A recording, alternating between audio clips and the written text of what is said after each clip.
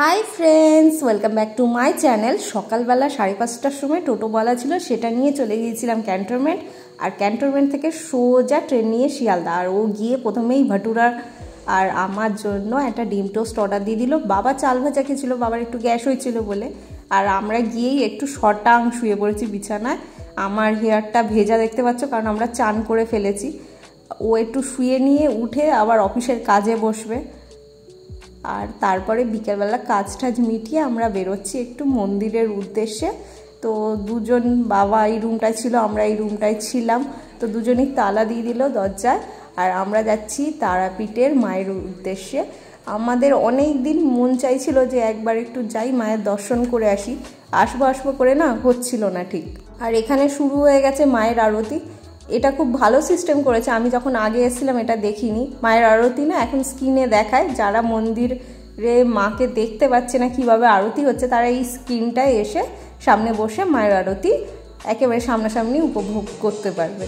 তো আমরা এইখানে চলে এসেছিলাম, দাঁড়িয়েই মায়ের আরতিটা পুরো দেখলাম।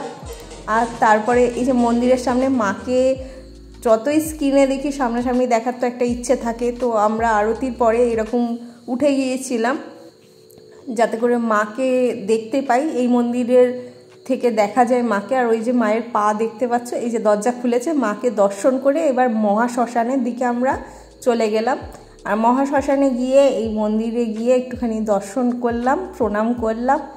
আর আজকে রাত্রি 12টার সময় আমরা প্ল্যান করেছিলাম, আমার হাজব্যান্ডের যেহেতু বার্থডে ছিল, একটা কেক এনে ছোটো করে সেলিব্রেট করব। তো বাবা একটা ছোট্ট কেক নিয়ে এসেছিলো, ও জানতো না, ও তো ঘুমিয়েই পড়েছিল।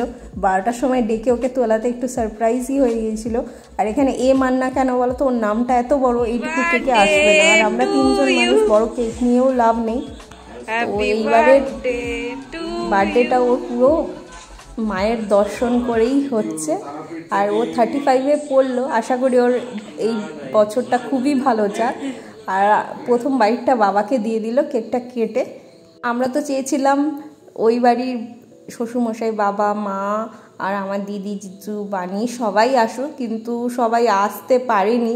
ওইদিকে বাবা মা বললো এত গরমে বেরোবে না, দিদি জিজুদেরও কিছু সমস্যা ছিল, ওরাও আসলো না। তো আমরা 3জনেই যেহেতু মাকে দেখার ইচ্ছে হচ্ছে, তাই বেরিয়েই পড়েছিলাম। আর বাবাকে তো অনেক জোরজার করে নিয়েই এসছি।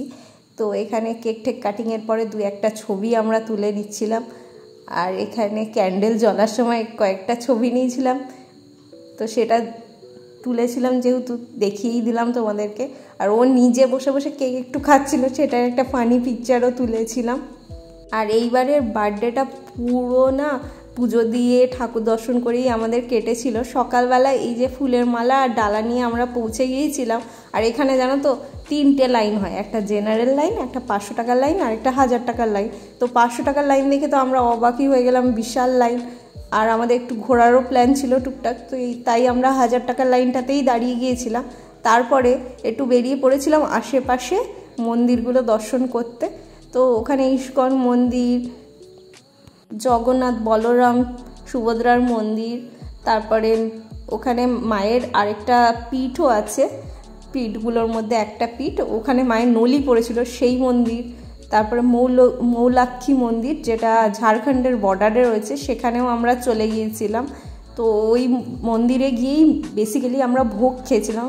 আর এত খিদে পেয়েছিল না, ভোগের টাইমে ছবিও তুলতে পারিনি। ডাল ভাত, সবজি, ভাজা, চাটনি, পাঁপড়, তার সঙ্গে পায়েসটাও ছিল। ভগবান চাইলে কি না হয়। তো ভগবানের ইচ্ছে ছিল ওর বার্থডের দিনকে পায়েস খাক, তো পায়েসও ভোগ হিসাবে পেয়ে গিয়েছিল। মানে ওর বার্থডেটা তো এবার সুপার কেটেছে। আর এখানে দ্রৌপদী আর পঞ্চপাণ্ডব এসেছিল। এখানে একটা স্টোরি রয়েছে এই মন্দিরটা। তো এখানে আমাদের ছবি তোলা বারণ ছিল, তাই আমি ভেতরে গিয়ে ছবি তুলতে পারিনি। আর এখানে শর্টস পরা বা ছেলেদের হাফ প্যান্ট পরা বারণ ছিল। তো এই মেয়েটা দেখো কাপড় জড়িয়ে নিচ্ছে, কারণ শর্টস পরে মন্দিরে এন্ট্রি নেই।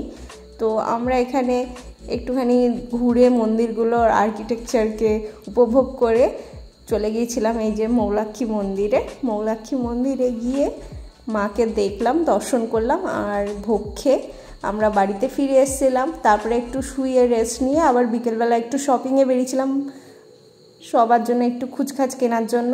আর তারপরের দিন তো প্রচুর বৃষ্টি হচ্ছিল, তার মধ্যেই আমরা বাড়ি ব্যাক করলাম। আর আজকের ব্লগটা এইটুকুই, দেখা হবে তোমাদের সাথে নেক্সট ব্লগে।